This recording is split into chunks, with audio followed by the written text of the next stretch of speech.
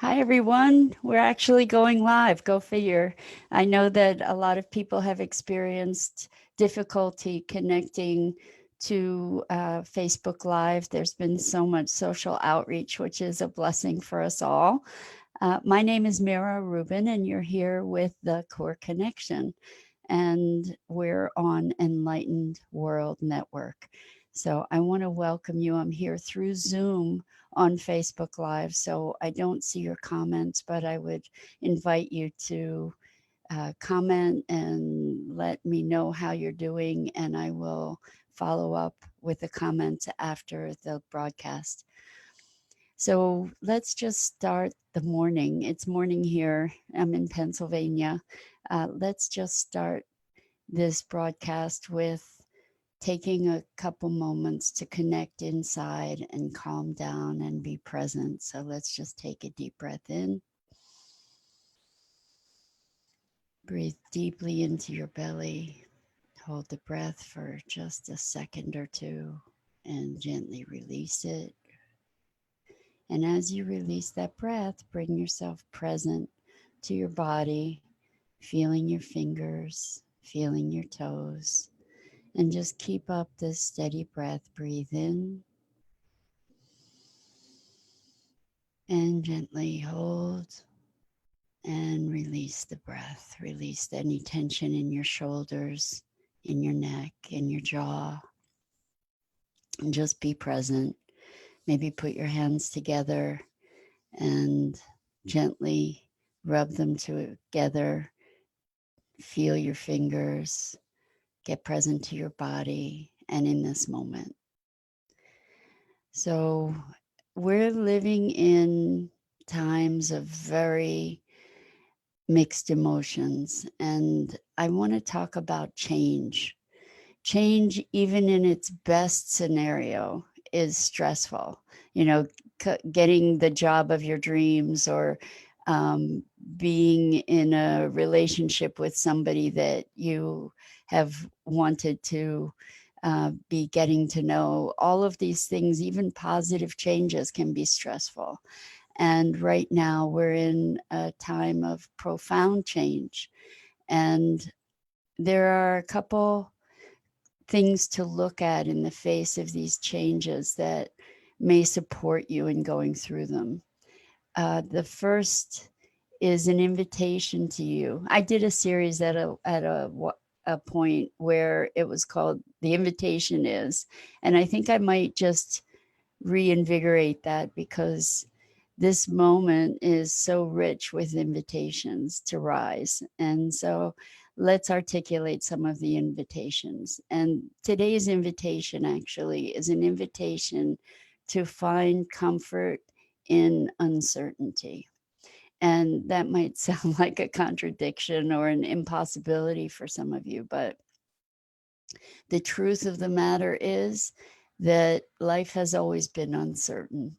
We've had the illusion of predictability. We've had the illusion of constancy, and now we don't. Now things are very unsure, and it can be frightening and stressful. And so, what I'm inviting you to do is to entertain the fact that we don't know what's going to happen. We could predict, we could project into the future. But as we do that, we are giving greater strength to certain outcomes for ourselves. So, one of the freedoms that we have now available to us is to presence ourselves to the vast array of possibility.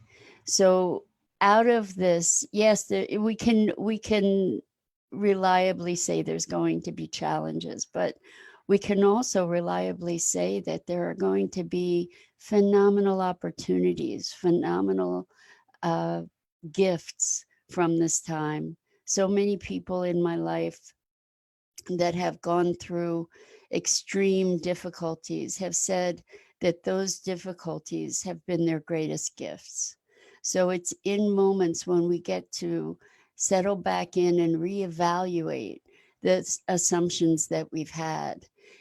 Right now, this is a time of change. This is a time of taking a pause. It's a time of being able to have a radically new perspective on the systems and structures that we have come to rely on and yet that we know have been broken. And it's an opportunity to generate new solutions, to generate new perspectives, to find new places of comfort and reliance into our deeper selves, into the love and kindness that we can generate, into experiencing the love and kindness expressed by others, into discovering ways that we can create positive impact in the world, into looking at nature emerging as humanity has uh, calmed its crazy, crazy, frenetic movement without heed to consequence. So we have the opportunity now to reevaluate and reassess, to look at what we value, to look at how we express those values, to look at the way that we connect with the world. And I want to say that we're grieving the loss of the familiar. If you're not already, this is something that hit me in a very big way over the weekend. A deep sense of grief and mourning for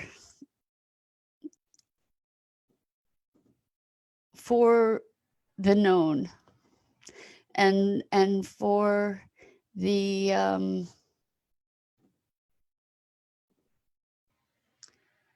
for where we were, where we've been. And in that mourning, in that recognition that things are not, we don't want things to ever be the same.